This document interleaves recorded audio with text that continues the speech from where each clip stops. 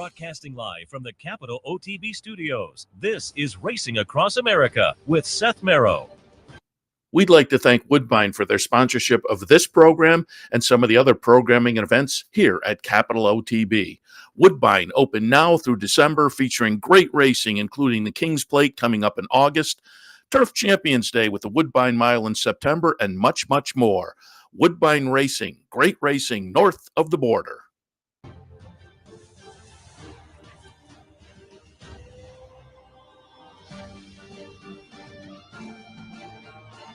Good morning and welcome to Racing Across America. It's a little bit different, a different background. No horses working out behind me this morning as we are back in the studio. Yay, I guess. Although I was saying to the control room guys, I was toast by the end of the meet. So I had a few days off, recharged the batteries, back in the studio now. And we're also on the road next week. So we get back into action next. We'll head out Thursday, do some video on Friday, and then live from Woodbine for Woodbine Mile weekend, Saturday and Sunday here on the network in the morning. So keep that in mind for next week. We will be on the road. So it is a quick turnaround of action, a few days in the studio, and then right back live on a racetrack up at Woodbine next week. Looking forward to it. Saw Ron Geerking. Was it? No, it wasn't closing day. I think it was Sunday. Ron Geerking, our friend, Daily Racing Forum correspondent for Woodbine. He was in town at Saratoga on Sunday. Chatted with him for a little while. I said, "We'll get you to sit in with us a little bit when we're up in when we're up at Woodbine." So that should be fun. And again, keep that in mind for next week. But we did close up Saratoga on Monday. Really a nice meet. Attendance was good. Handle was good. The racing was really good on closing day. Did the little recap of some of the highlights. You know, the highlight obviously was the Travers. The filly gave a great account of herself. Fierceness gets it done, but Torpedo Anna right there in a really an exclamation point of a Travers. But there were other very good efforts on the racetrack, stories and storylines, and we'll hit on some of those here as well. Closing day, you know, as I say, we were on in the morning, so didn't get to chat about the closing day itself. And I pulled up some video because I went down to the winner's circle after the hopeful and got Flavin Prat talking a little bit about Chancellor McPatrick gets it done. And we'll look at some video in just a second of Chancellor McPatrick with a big closing kick down the stretch to get it done.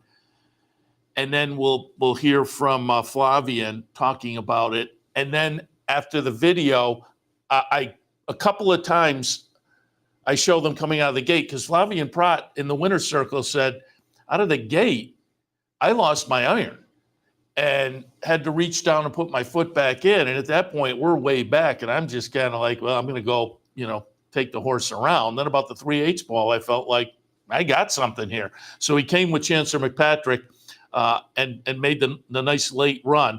So again, we'll fire up the video. You'll watch the stretch run. Chancellor McPatrick's the number 8 horse with the green silks, makes the big run.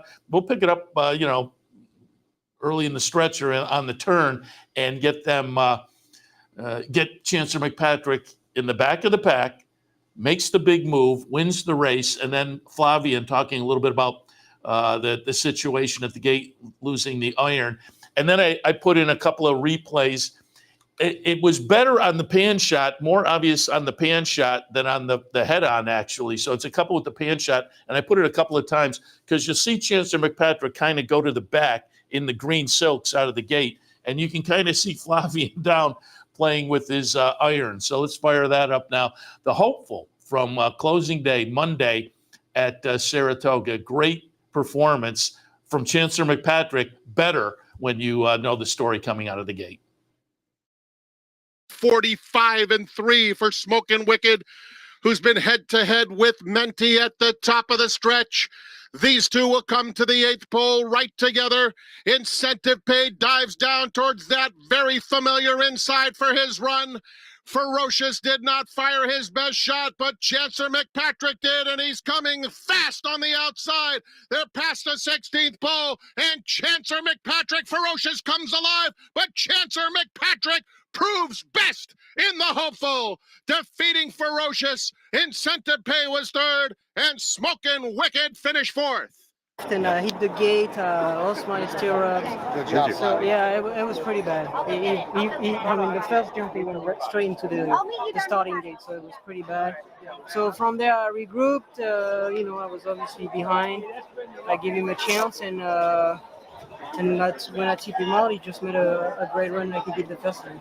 What does it say about him to be able to overcome that and what looked like a field? Honestly, the way he broke, I lost so much ground. I was basically trying to give him a good race and see if he would make a run. But I got to the 3-8 pole, and I felt like I had horses underneath me, and I was like, well, I'll give him a chance, and he responded the right way.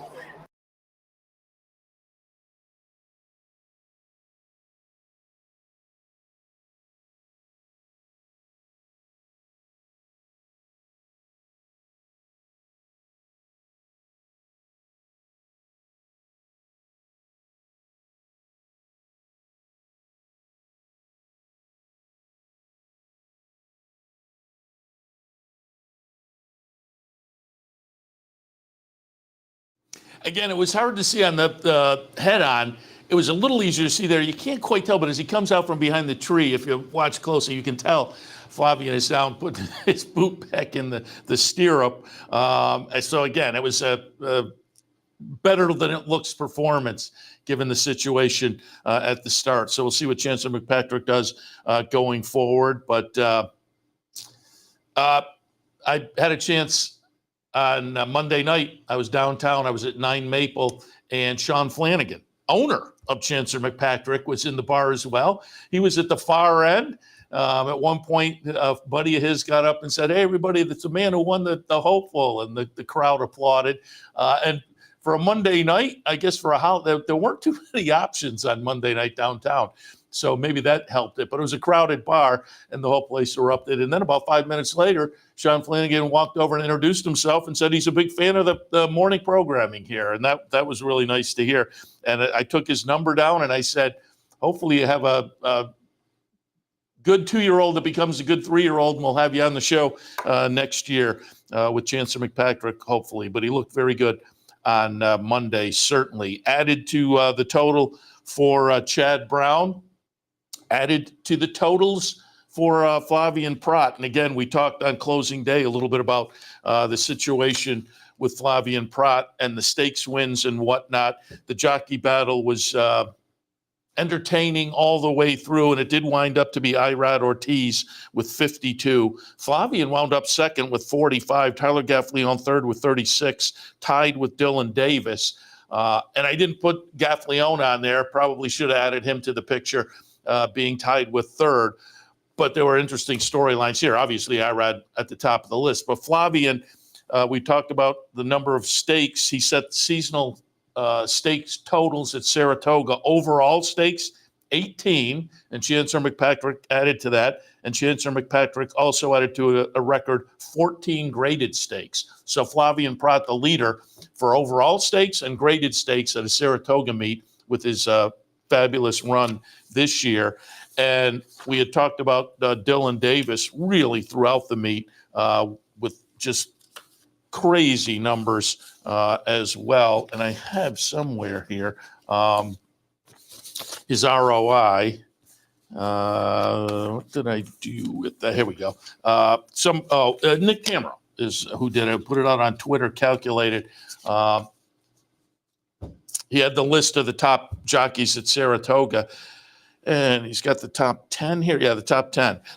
None are showing a positive ROI other than Dylan Davis. He's at 282, which is a crazy ROI. And throughout most of the meet, he was hitting with horses at just crazy prices. Started it out opening day, the Queen's MG at $90-some, and continued to have $20 winners and whatnot. And so he winds up the meet with a positive ROI. So he was obviously a notable storyline as well. On the trainer side, it was Chad Brown. Winds up with 45 winners, pretty clear leader. Tied for second, Todd Pletcher and Mike Maker. Then fourth, Linda Rice. So it was 45 to Maker and Pletcher at 22 each. And then Linda Rice, 18, Bill Mott tied with Marquesi at 15. So all of them had very nice meets, certainly, particularly given like a guy like Marquesi had much fewer starters than Chad Brown. And so his percentage was very good. Marquesi, 53 starters, 15 wins, 28%. Did really well with the 2-year-olds also. So notable performances on the human side. And again, on the closing day show in the morning, I played a little interview I did in the winner's circle the day before on Sunday with Chad Brown. And at that point, he had 40 wins, and he was clearly going to be the meet leader. And I asked, reflect on your meet a little bit. And he said, oh, we're really happy, the 40 wins, and thanked his team, yada, yada. And I had said to him, I know there's one day left, but reflect on the meet. Well, I needed something to put in Monday's show, so I couldn't really wait till the last day. But little did I know, Chad Brown on closing day, I probably should have gone down at some point, and I could have put it in today's show. And gotten a reflection on the day he had. Chad Brown had 5 winners on closing day, 5 out of the 12 races. He wins the second, Marvelous Madison, $4.10. The fifth, prerequisite for $40. He wins the ninth, Dea Matrona, $8.80. Chancellor McPatrick and the Hopeful pays $10.80, and then he follows it up with Child of the Moon at $4.80.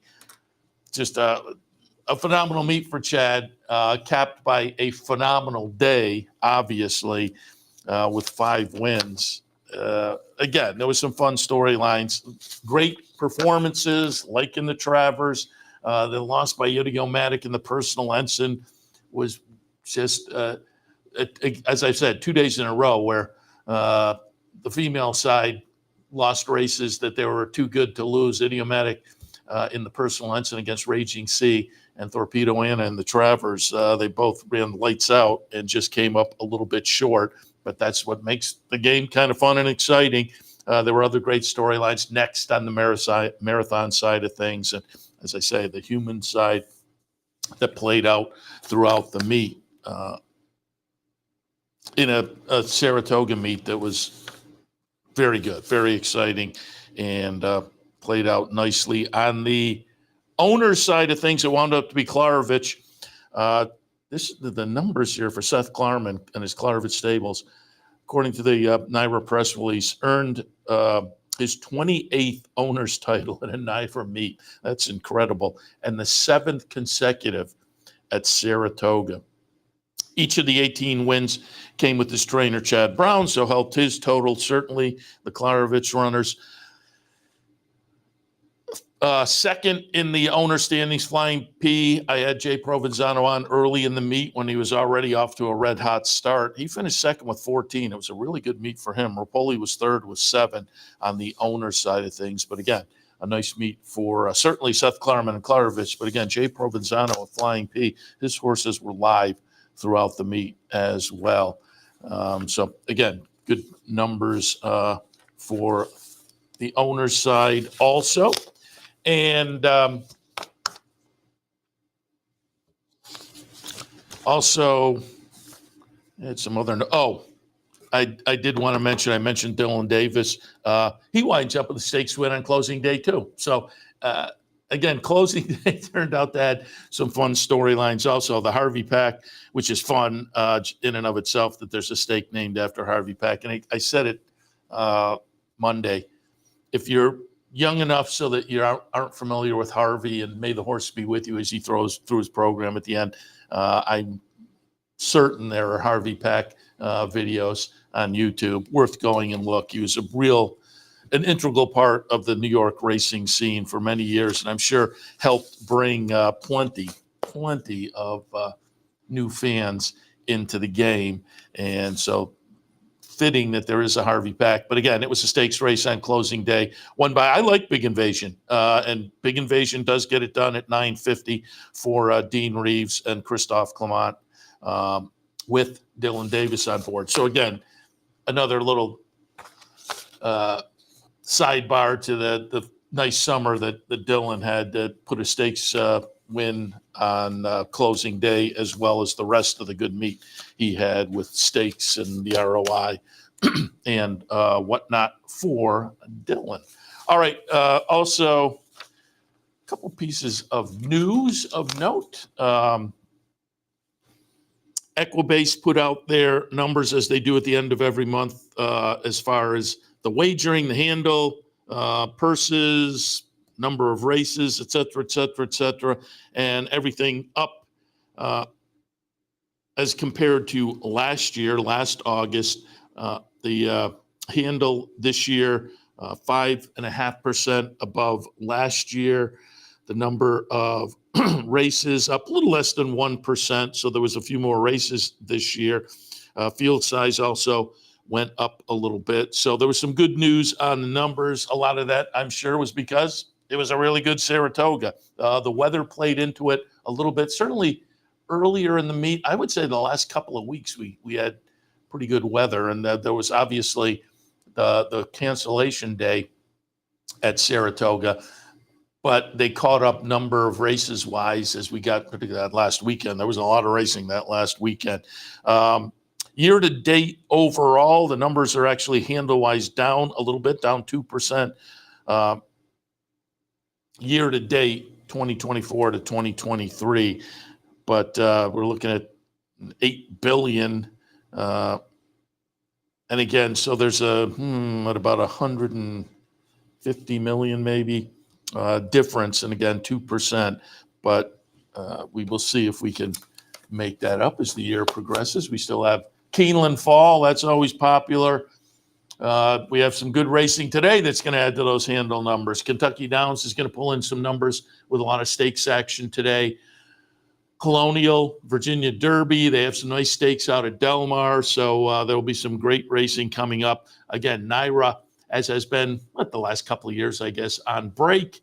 They'll come back the end of the week in New York. So we'll be focusing on other things. I'll be back in this afternoon with OTB Live. I'll take a look at some Kentucky Downs and some Woodbine for today, but plenty of great action, as I mentioned, at other venues as well. All right, we'll take a break. When we come back, speaking of Kentucky Downs, we'll talk to our friend Tim Wilkin. Tim is down at Kentucky Downs. Took off the last week at Saratoga to head down and help with the notes team down there. So we'll get some firsthand perspective on Kentucky Downs, their meet so far, stakes action coming up this afternoon, and more. All of that when Racing Across America continues.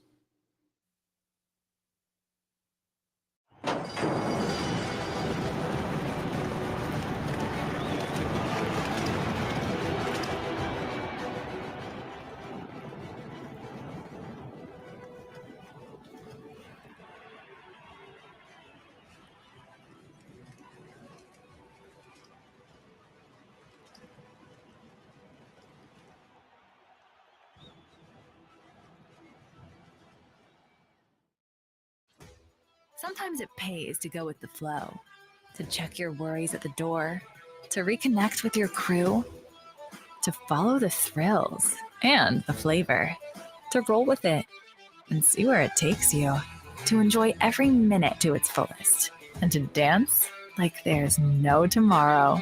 You can do that here at Rivers Casino and Resort Schenectady, where the good times flow. Birdstone is an outside front. They're coming down to the finish. Can Smarty Jones hold on? Here comes Birdstone. Birdstone surges past. Birdstone wins the Belmont Stakes. In front, but here comes High Chaparral. High Chaparral, the defending champ, to take it to Paul Brown. These two arch rivals head to head with Joe Hart bearing down on them. It's going to be a three-horse photo finish to the turn. Here's the wire. Photo finish.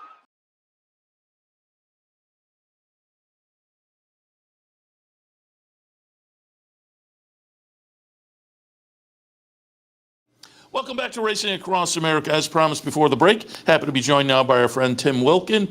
Missed him up in the press box at Saratoga. I was saying to Mike Kane, who I believe is down there with you now, but he was still in town for the last week. I said, man, it's a different press box without Tim's presence here. We all missed you up there, but I understand when Jenny Reese calls, you head down to Kentucky Downs, join the notes team. So, Tim, good morning. Good morning, Seth. And yes, you are correct. Mike Kane has found his way down here as well after he completed the duties up at Saratoga for the Thoroughbred Daily News, who I worked with him this summer. And now here we are both under the whip of Jenny Reese. And you guys did yeoman's work for Thoroughbred Daily News, TDN, going out there and covering the racing. Mike was covering some of the 2-year-old races. You were doing plenty of notes and, as normal, bouncing around the backstretch in the morning and more. And before we get to Kentucky Downs, I have to ask, because I'm sure you were paying attention, closing day, I know you become friends with Wayne Lucas. And how much fun was that on closing day? Wayne Lucas, on his 89th birthday, wins the opener on Monday on closing day with Daily Grind. That was pretty awesome. I watched it from down here. And, I had talked to Wayne. The last time I talked to him before I left, he was expressing disappointment in his meet, particularly with his 2-year-old, because he thought he came up here with a boatload of good ones, and that didn't pan out for him. But it's just, he's still already plotting his strategy for next year for his 2-year-old, and and he still thinks that some of these that he had this year are going to do some good in the fall, and he's hoping to have something running on the first Saturday in May in Kentucky. And I said his birthday. I don't know whether I said his 89th birthday. How about that for the coach? 89th birthday, and every morning he is on the pony. Every single morning. I think there were maybe 2 or 3 Sundays he might have taken off, but every morning he was out there. He went out with every horse, and God bless him that he's able to do that. I mean, Barkley Tagg, who's also up there too, he does it too. He's on the pony as well. I mean, these guys are a throwback to the days of old. I mean, it's just and to watch Wayne get up there and that's where he says that's his sanctuary when he's on the horse, because there's no phones, there's no people talking to him that sits him and the horse. A lot of times his wife Lori will be on pony with him, and she'll go out with him as well. But it's Saratoga is when Wayne Lucas, when you see him on a horse in the morning, that's Saratoga. Yeah, I've seen pictures you posted on Twitter and whatnot of him, and it is just amazing that he's still up there on the horse and winning the race. That was kind of, and I mentioned, again, I'll keep on Saratoga for just another minute or two before we go to Kentucky Downs, because you were here for virtually the whole meet, and I'd love to get some of your reflections. The Wayne Lucas story was one of those storylines, and I said it at the top of the show, and on Monday's show I kind of went through the stories. The highlight obviously played out this year, where the Travers lived up to the hype. It was a great race. The filly lost nothing in defeat, so that was a highlight of the meet.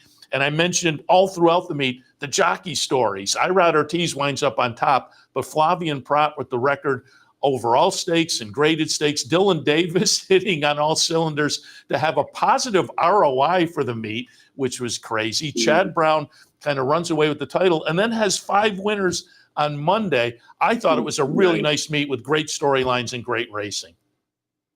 Oh, it absolutely was. And I mean, if you were betting for the Eclipse Award right now, wouldn't you say that Flavin Prat should be the guy that gets that award? I don't know if he will, but he should. He should be the one that gets the Eclipse Award for the year he's had. I mean, it's just a phenomenal meet for him. Take nothing away from Irad Ortiz, but he's like the constant. You always expect that from him. Flavin Prat, how many stakes races did he have? The greatest stakes race? 18 stakes overall and 14 graded. That's a year for somebody. For some, it's a career. It's just a phenomenal accomplishment for him, and he's down here now, and all the guys come down here. I mean, Frankie Dettori skipped the last week at Saratoga. He hasn't left. I'm not sure if Jose Ortiz went back or not. I think he's been here the whole time. Tyler Gaffleone has been here. He was going to go back I think the closing day at Saratoga, but I think he had some plane issues and couldn't get back. I think he was supposed to ride in the Hopeful, but he didn't. And, John Velasquez is down and back. These guys love coming down here, not only because it's lucrative purse money, but, face it, it's a little bit of a getaway because a lot of them stay up in Nashville. Yeah. Frankie Detroit said he was going to go up and learn a little honky tonk. But Saratoga was a phenomenal meet, and you can't escape Saratoga without talking about the good job Kenny McPeak and his team did with Torpedo Anna, because I'm sure that there were some people that thought, "Ooh, this might be you're jumping into deeper water," because a lot of people would remember back to One Drink Adult when Mark Cassie tried it in 2018 with the filly, and she finished last.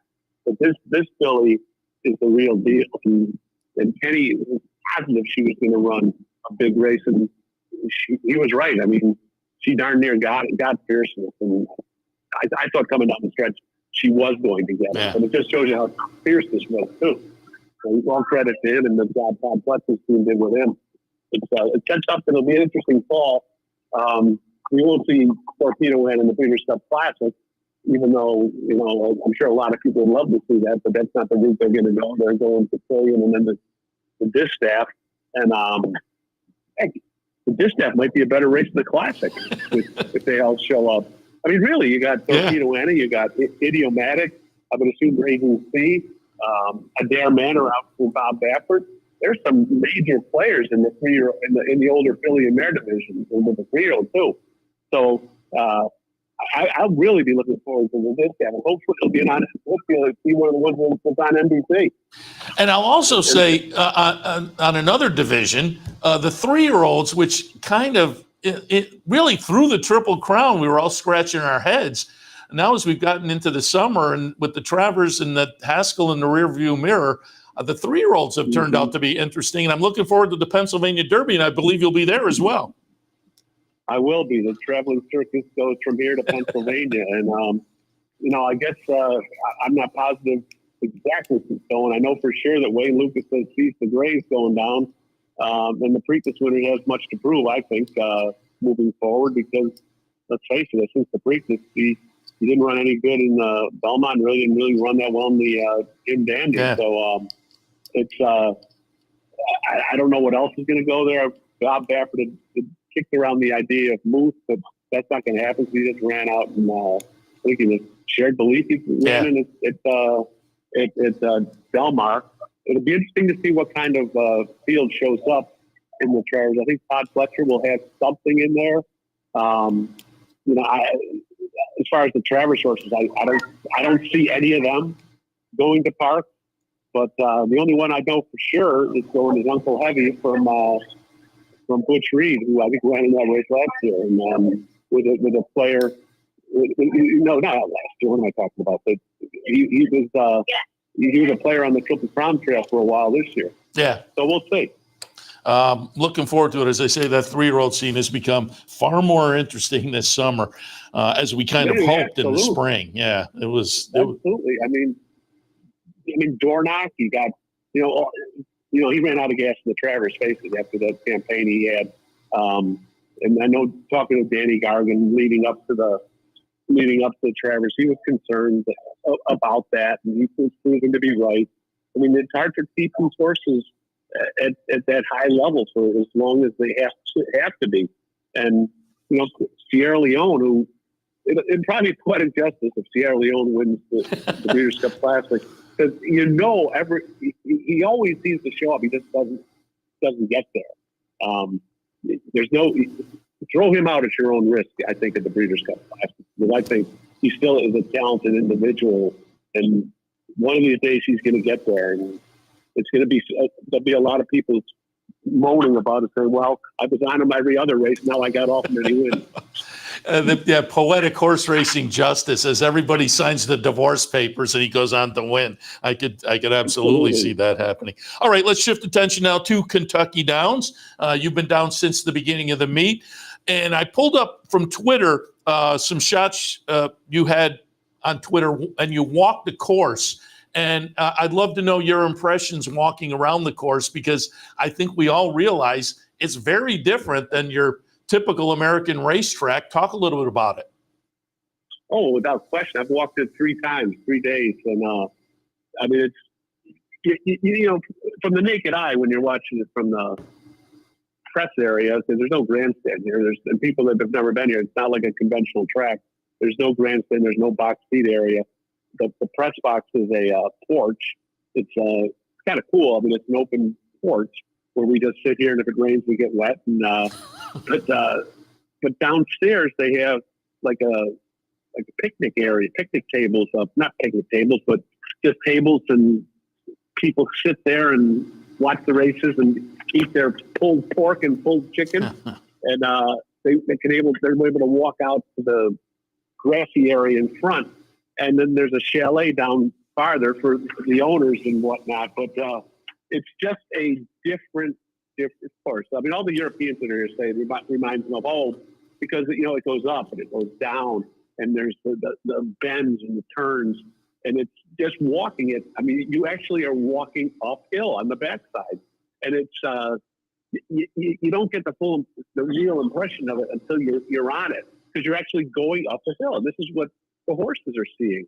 I've never seen anything like it, obviously, in America, but it just really brought home the adage that every trainer says, these horses that have never been on it, they either like it or they don't. And that's the God's honest truth, because some of these horses might get on this and say, whoa, I don't want to do this. You know, going up, down, around in a sharp turn. It's and for a handicapper, it's a handicapper's nightmare, because I mean, Mike Kane and I ran into 4 guys from Long Island last night that were sitting in the hotel lobby just with their racing forms out. We engaged in conversation with them because they had Saratoga gear on. And I asked them if they were from Saratoga. They said they're from Long Island. They come down here. And they were trying to, you know, dope out the races. And it's maddening. And anyone that plays Kentucky Downs will tell you, it's almost impossible to figure out these races, because they're full field, which is great for a handicapper. But the trends are that, you know, if you're playing, at least the last few days, speed has been golden here. So that's something to take into consideration. And also the fact that horses that come from Ellis Park and Saratoga have been pretty successful. I don't know what the numbers are, but there have been quite a few winners whose last start was at Ellis Park or Saratoga. And it's just a unique area. I mean, it's right in the middle of nowhere. I mean, it's deer. You can see deer running around on the course at some time. I'm not kidding. I saw a fox too one day. Just runs out on the course, not during a race, but there's all these wooded areas behind the track, and I think on a clear day you can see Tennessee from here. So it's you know, if anybody has never been here and they really want to experience something different, this is where you have to come. I'd love to go. I want to go. And for folks who aren't familiar, it's what was years ago called the Dueling Grounds, and was an obscure kind of track at that point. How far away is it from Nashville? It's about 45 minutes from Nashville. I mean, you drive up, you fly into Nashville, you drive past the Grand Ole Opry on your way in. There's 2 of them, I guess. One of them is downtown, but there's one out by the airport. And when you get to the airport, you walk through the airport, there's musicians playing all over the place. You know, it's country music capital. Yeah. And I thought I was going to see the ghost of Johnny Cash, but I didn't. But it really is, you know, a lot of the trainers, like I know that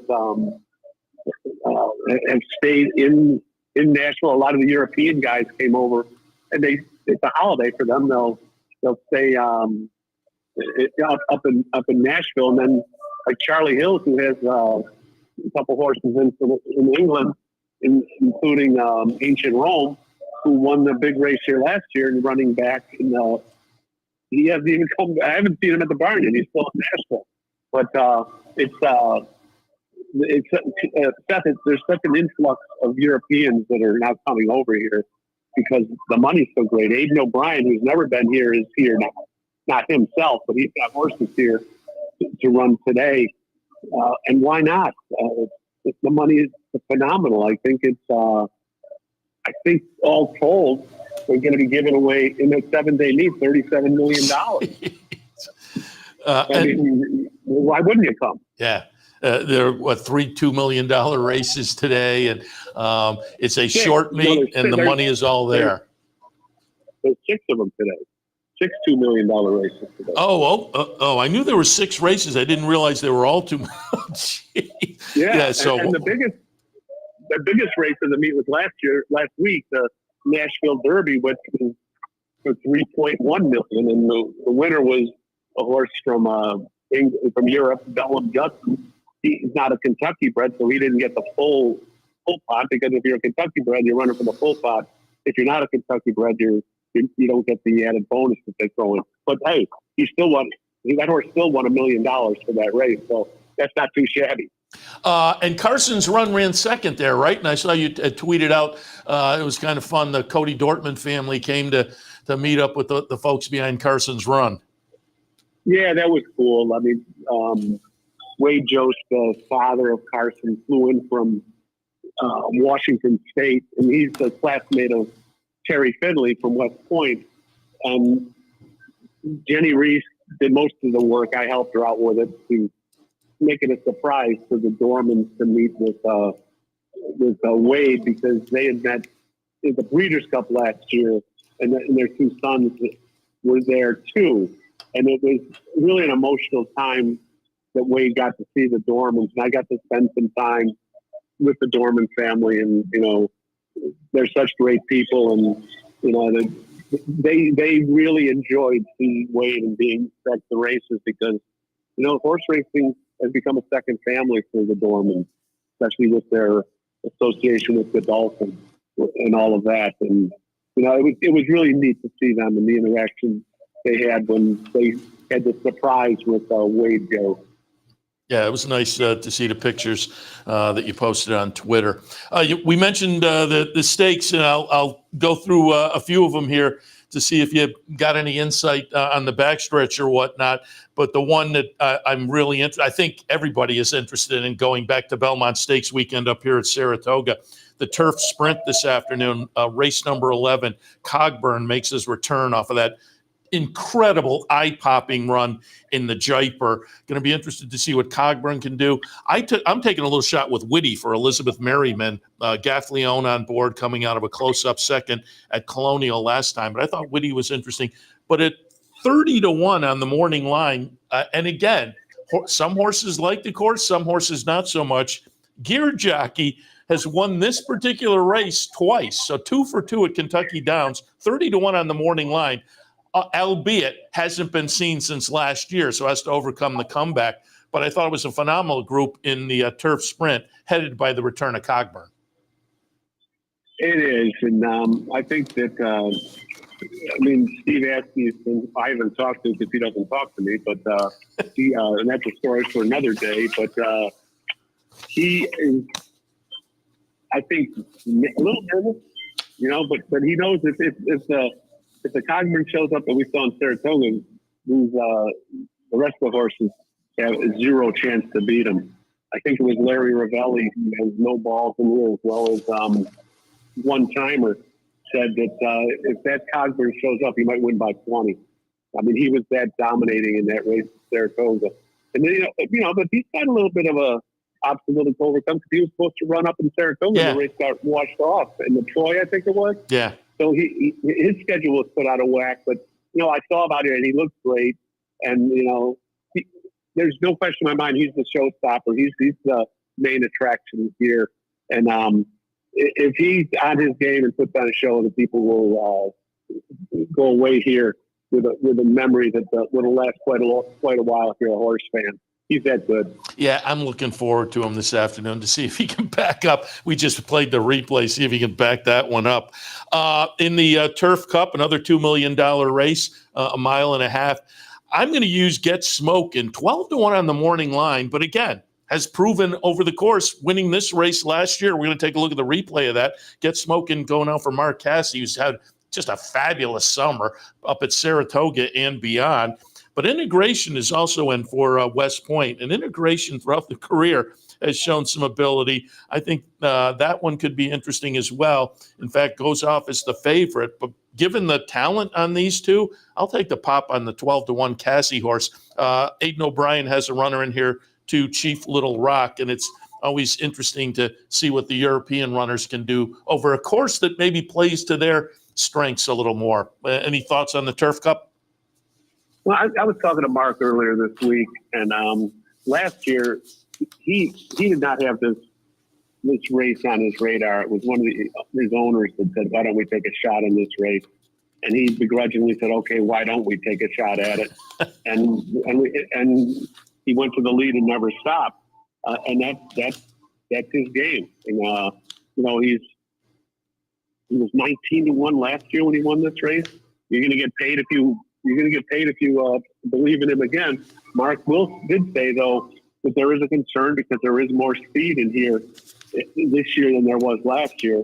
But Gut Smokin is indeed a horse that I think that bears watching. Another one, that for Christophe Clement is 24th.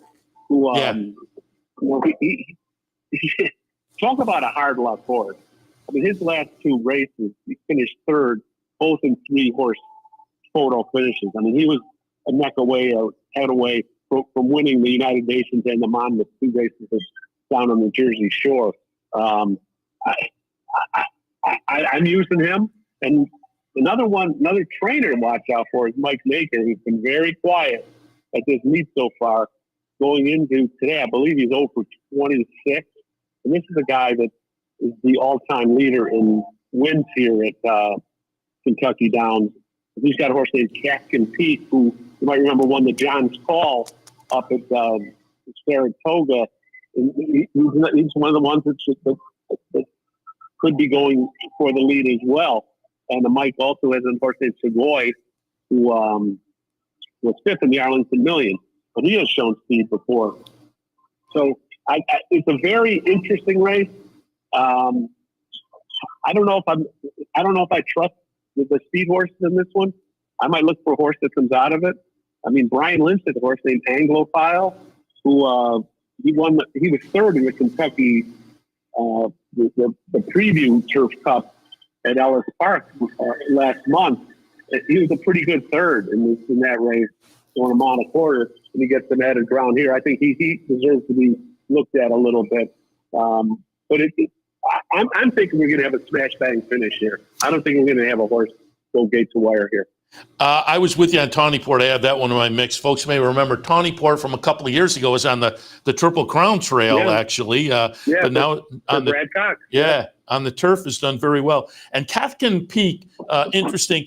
I didn't realize until I saw on Twitter a couple of days ago that Mike Maker is struggling the way he is at Kentucky Downs this year. But this one is, as you say, very interesting. Goes out for Flying P, Jay Provenzano. I said earlier when I was going over the numbers at Saratoga, he was right there battling all year with Klarovich for the leading owner at Saratoga. Mm-hmm. So Jay's always well met when he sends horses. A little earlier on the card, the Mint Million.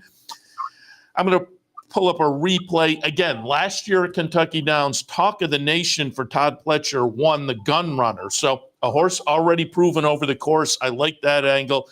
But the aforementioned, you mentioned the Charlie Hills horse, Ancient Rome is in there. Emmanuel is always very tough for the connections on the turf.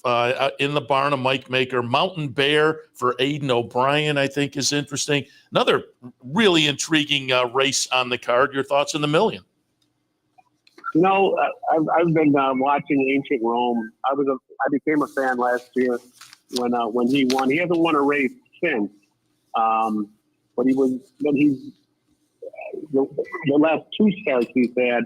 The last one was at the Arlington Million. He was 3rd behind Nation's Pride and Integration. I think that the fact that he's got a win over this horse helps. I don't know if I would be at 5-2. Him as a favorite, I'm a little shaky on that. Yeah. And there's a horse named Irish Aces in here for Brendan Walsh who won a race here at the beginning of the meet. And that's another trend here. We have Seth. you're having a lot of guys that are bringing horses back on short rest. A lot of it, I think, has to do with there's no conditions for them after here, and there's no turf at Churchill, but Irish Aces won by a head that's Tapit Stakes here, and I think Brendan Walsh is high on this one coming back, and Emmanuel. I've always been a fan of Emmanuel when he was in the barn of Todd Fletcher, and Mike Maker wanted to buy this horse, so at the last sale, and. Mike said he's always had his eye on this horse, likes the horse, and I think that I think he can make some noise in here too. And Aiden O'Brien, you just can never throw him out. I don't know. Again, I don't know the depth of his stable that he's, the depth chart that he's sending over here, but you have to use him, don't you? Yeah. No, I think. Again, that so much money is up for grabs. You get big, full fields. You get a track that's a little bit of a puzzle as far as who's going to take to it and who won't. And you hear people lamenting on Kentucky, on Twitter, on social media in general, how tough it is at Kentucky Downs. But that just means if you get it right, you get it right, and you're going to get paid. And all you need is one. I think it's going to be a fun. There's 3 days left, right? There's today, tomorrow, and Wednesday. Correct. And it's, the 2-year-olds take the center stage tomorrow. And actually, I come home on Monday. I'm not here for the last day. Mike Kane and I are both leaving Monday because I guess they don't want to pay us to keep us around for those 2 extra days. So I'll be able to come home and recharge the batteries a little bit and then head down to Parks the following week. So, I'm still trying to recover from Saratoga. And Tim, we missed you up at Saratoga. As I say that last week, the press box wasn't the same without you. And in fact, the last couple of days without you, that I think we lost maybe 33% of the people in the press. It was very quiet the last weekend, to say the least, up in the press box. But it was a lot of fun all season long to see you up there, and happy you're enjoying a little time down at Kentucky Downs, and get home safe. And then maybe we'll check in when you're down at Parks as well. That sounds good, Seth. You did a fine job yourself over these 40 days in Saratoga. I appreciate my one regret is that Dale Romans and I didn't get to be on this year like we did. Because we just couldn't make it happen. We're getting you in earlier next year, so we guarantee the visit, because that's always a lot of fun. And should remind people they can hear you and Dale on HRRN, Horse Racing Radio Network, every Saturday morning with a nice give and take with Mike Penna. So folks should check that out as well. But Tim, appreciate the visit. And as I say, we'll try to check in when you're down at Parks as well. Sounds good, Seth. Thank you. All right. Tim Wilkin live from Kentucky Downs on, again, the last of the 3 days leading into the wrap-up of Kentucky Downs today, tomorrow, and Wednesday. Last 3 days at Kentucky Downs. All right, I'm going to take a break. We'll come back. More news and notes right after this. Stay tuned. Haven't signed up for a Capital OTB account yet? Now's the time to take advantage of the sign-up bonus. Open up a new account with $200 or more, bet $400 by the end of the month, and receive a bonus $200 into your account. Plus, you can take advantage of everything an OTB account has to offer: wagering from any device, live streaming, racing info, past performances, online promotions, and more. Sign up today and take advantage of the new account bonus. Details at capitalotb.com. Want to get your career in horse racing off to a fast start? Well, the University of Arizona's Racetrack Industry Program is your winning ticket. The Racetrack Industry Program has served as a springboard to some of the industry's most successful individuals, with a proven track record of job placement right out of college. If you want to earn a degree in the exciting horse racing industry, the Racetrack Industry Program can put you in the winner's circle.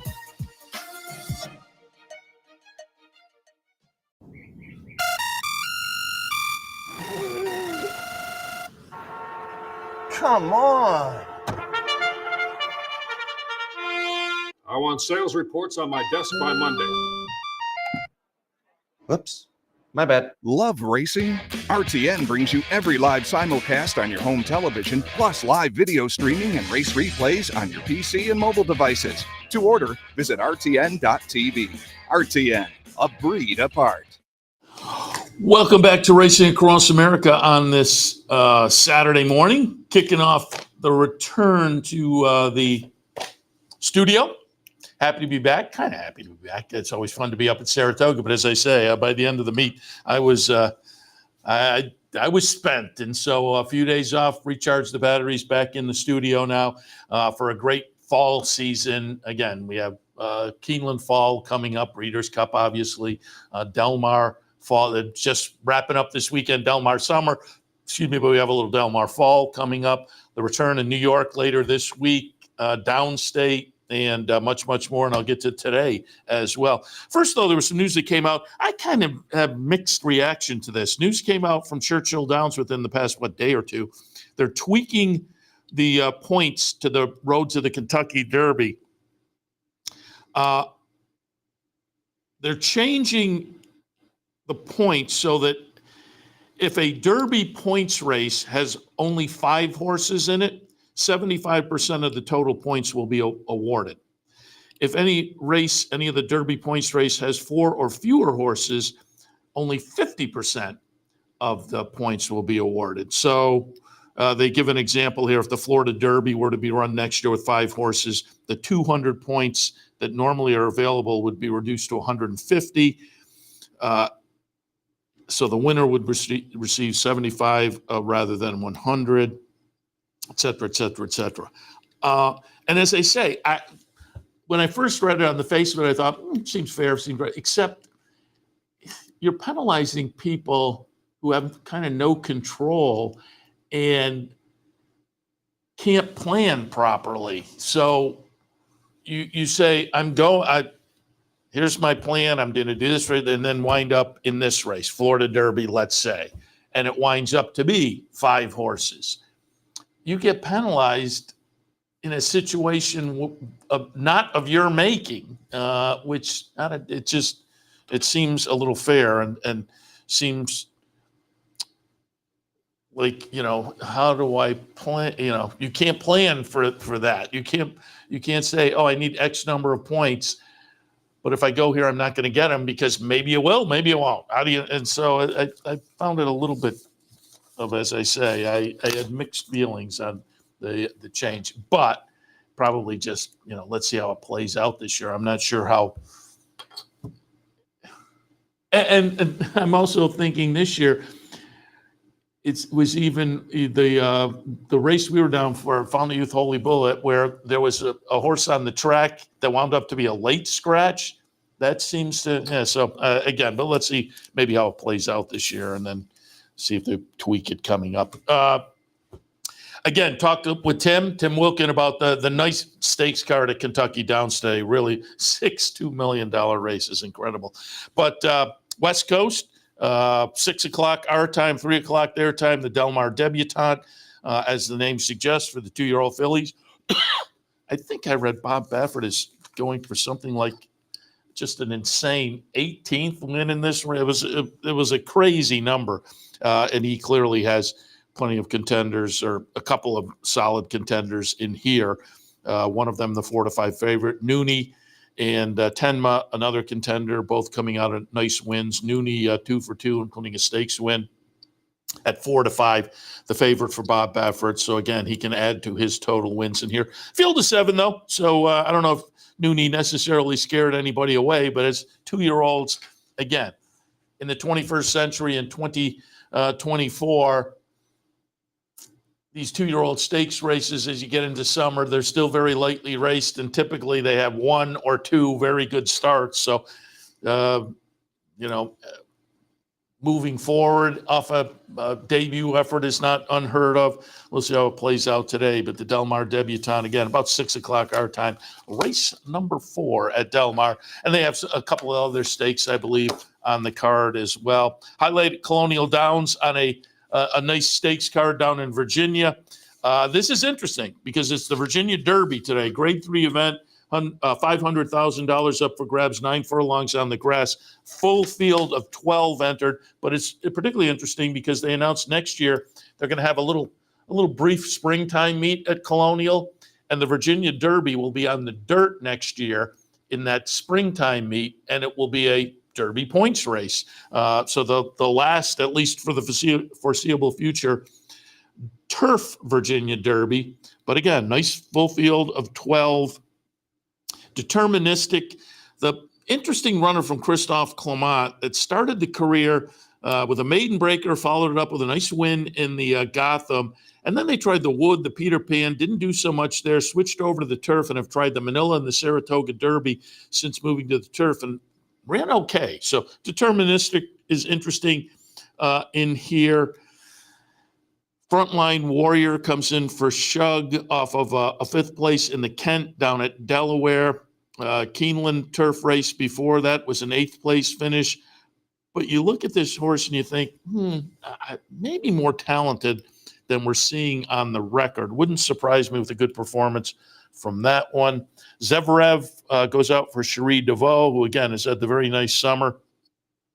Tried the Hall of Fame up at Saratoga last time and ran sixth, but a nice allowance win on the turf at Churchill just before that. And Fulmineo going out for Arnaud Delacour, or Fulmineo. Now I'm trying to think of, I've heard it pronounced about 3 different ways. And I'm trying to remember which is correct, but either way, Fulmineo or Fulmineo, 2 for 2 at Colonial. So maybe a little horse for a course to pay attention to, and a very good 15-1. Brian Lynch has Oscar's World, who I think could be a player as well. Fun edition of the Colonial Downs Virginia Derby, race 10 today, go off about 6:15. I'll be back in a couple hours, I think, to kick things off at Woodbine. They'll start at about 1:05. I'll look at Woodbine and Kentucky Downs this afternoon on OTB Live. And as I say, we'll come back in a couple hours for that as we are underway here in the studio after just an absolutely fun Saratoga meet. And I said it closing day. If you were out doing Labor Day activities and didn't get a chance to watch, I want to thank everybody out there who stopped me during the meet on the front side or around town and said how much they enjoyed the morning programming. The guys in the control room do a lot of work, and we have a small crew and tend to put out what I think is a pretty good product, and that's reflected by the comments I get. As I say, I appreciate being on the front side and getting the feedback. Probably every day, at least 6 people, and typically many more will walk up and say how much they enjoy the morning programming we do from the backstretch every day at Saratoga. So again, much appreciated on our side. And it was fun, as I say, Monday night to be down at 9 Maple and have Sean Flanagan, who earlier that day won the Hopeful and was celebrating downtown. But for him to take the time to come over and say hello and introduce himself and say how much he enjoyed the morning programming was a lot of fun as well. So again, thanks to everybody out there for watching and enjoying and offering up the feedback. But we'll wrap it up for this Saturday morning as we kick off a fall season in the studio. Don't forget, next week we're back on the road, however. You'll see us next Saturday and Sunday live from Woodbine. We'll take off on Thursday and run around the track and do some taped interviews and whatnot on Friday.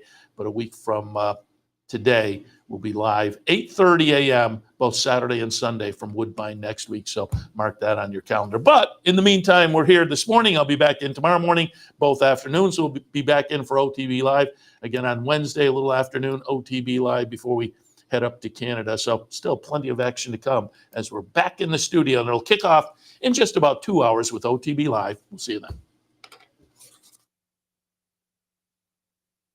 We'd like to thank Woodbine for their sponsorship of this program and some of the other programming and events here at Capital OTB.